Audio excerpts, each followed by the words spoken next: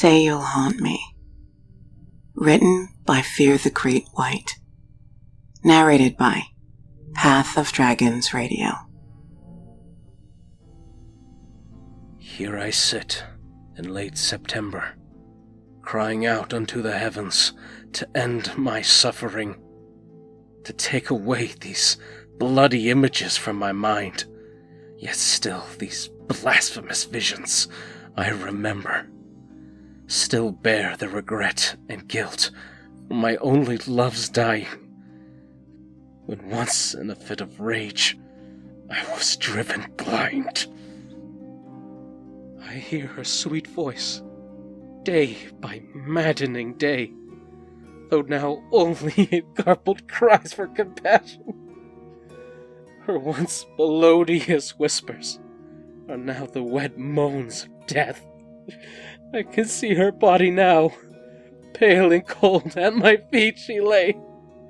This day there will be no pardon for me, no mercy will she ration. For as I write these lines, at my feet slowly stirs the body of my beloved Beth.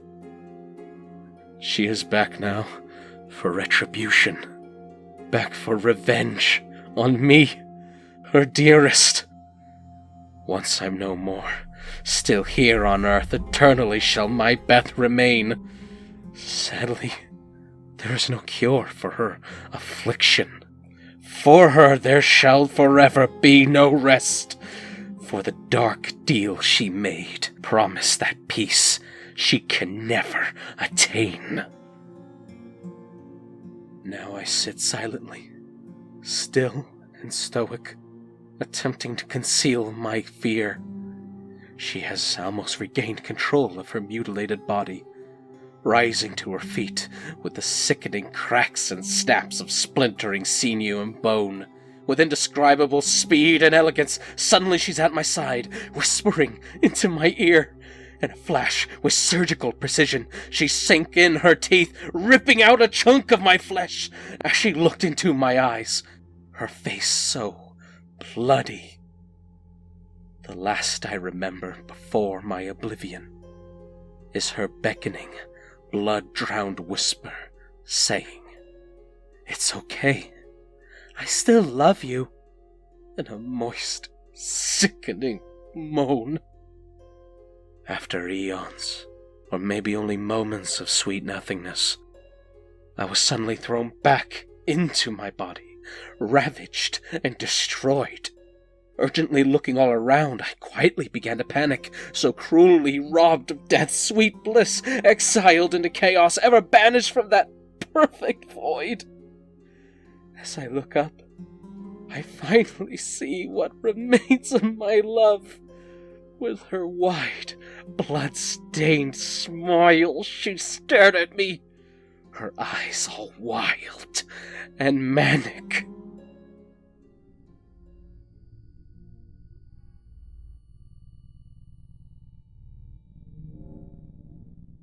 My Doctor Might Be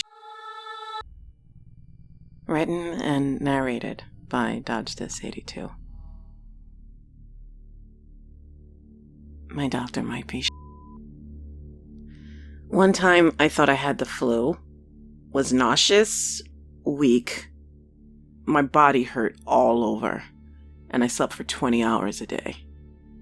My boyfriend, Troy, who thought I was dying, finally got fed up and took me to my doctor. After my checkup, Dr. Shaw gave me a B12 shot in my ass and sent me on my way.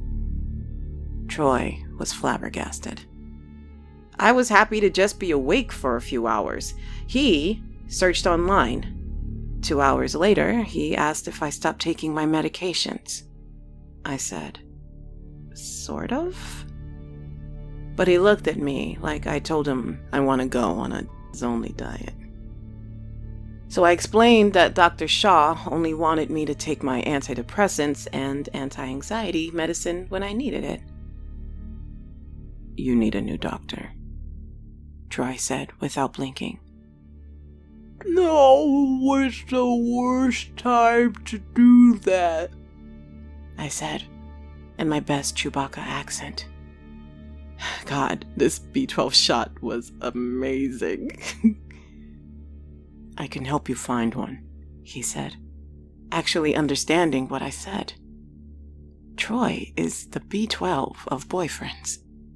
I'll find one myself, I replied as I left the kitchen.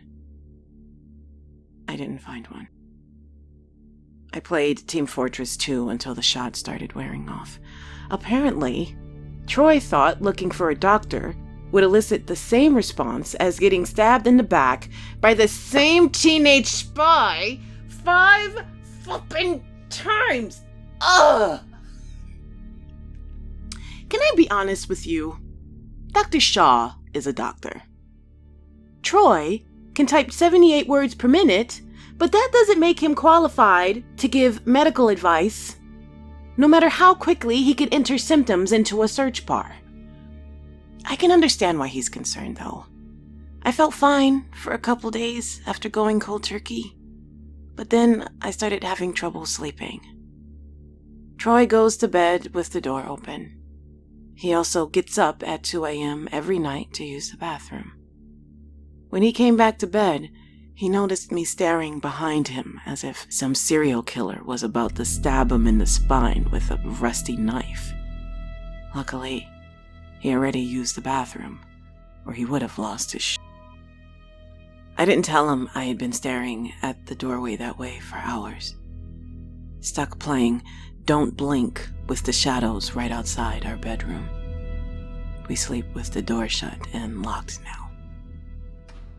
But that doesn't stop the doorknob from turning in the middle of the night, my red eyes glaring at our carpet where the absence of light reveals the shape of someone's boots. I lay in bed with overnight maxi pads on in case I have to pee. The bushes outside leave dark shapes that resemble monsters peeking through our blinds, waiting for me to fall asleep. He tells me the scraping sound outside our bedroom window is the overgrown bushes brushing against the screens. I asked him if bushes can smile and wave. "What?" he said. Then I heard the window latch click.